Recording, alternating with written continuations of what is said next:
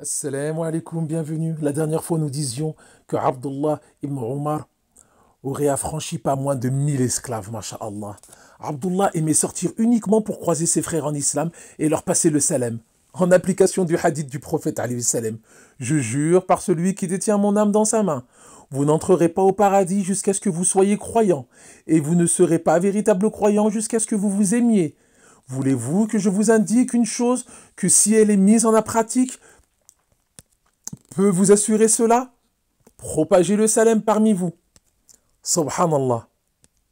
Lorsque le prophète Ali salam leur disait quelque chose, il s'empressait de le mettre en application, sans tergiverser. Mais pourquoi? Mais comment? Comme nous le faisons nous malheureusement. Allah aidina. Le salam, comme il est simple de le propager. Eh bien, Abdullah ibn Omar ne ratait pas l'occasion. Un jour, un homme écrivit une lettre à Abdullah dans laquelle il lui demanda de lui résumer la science. Abdullah lui répondit en écrivant: La science est certes vaste, mais si tu peux rencontrer Allah sans avoir de sang sur les mains, sans avoir mangé injustement les biens de qui que ce soit, sans que ta langue n'ait touché à l'honneur d'autrui, tout en restant attaché au groupe des musulmans, alors fais-le. Au cours du califat d'Ali, lorsque les musulmans se divisèrent à la suite de l'assassinat du calife Othman, Ibn Omar resta loin des troubles. Il ne participa à aucune bataille de crainte de faire couler le sang d'un musulman.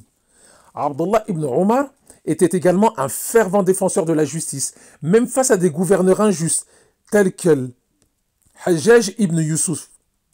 Après avoir fait tuer Abdullah ibn Az-Zubir, qui s'était réfugié près de la Kaaba et détruit une partie de celle-ci, El-Hajjaj tint un discours. Abdullah ibn Omar se leva et l'interrompit en disant: Ô toi l'ennemi d'Allah, tu as bafoué le lieu sacré de la Mecque et tu as détruit une partie de la Kaaba. Face à cette audace, El-Hajjaj ordonna à l'un de ses hommes de se débarrasser de lui. Vous avez entendu ce qu'on découvre aujourd'hui? De ce qui s'est passé près de la Kaaba? Sincèrement, c'est vraiment intéressant de connaître nos super-héros.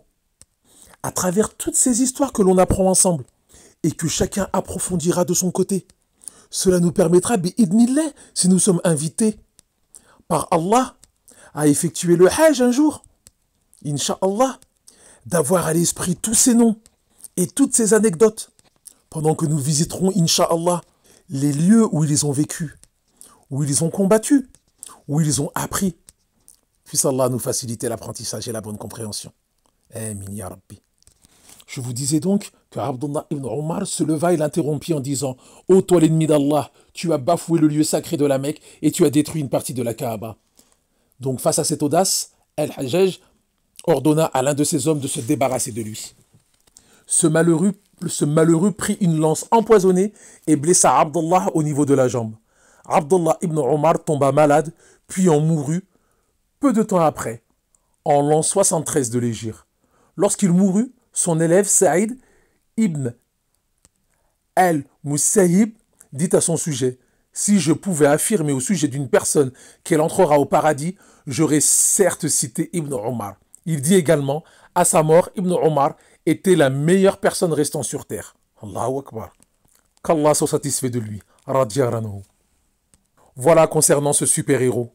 N'hésitez surtout pas à approfondir. Il y a tant à apprendre sur ces personnes merveilleuses qui nous montrent le bon exemple.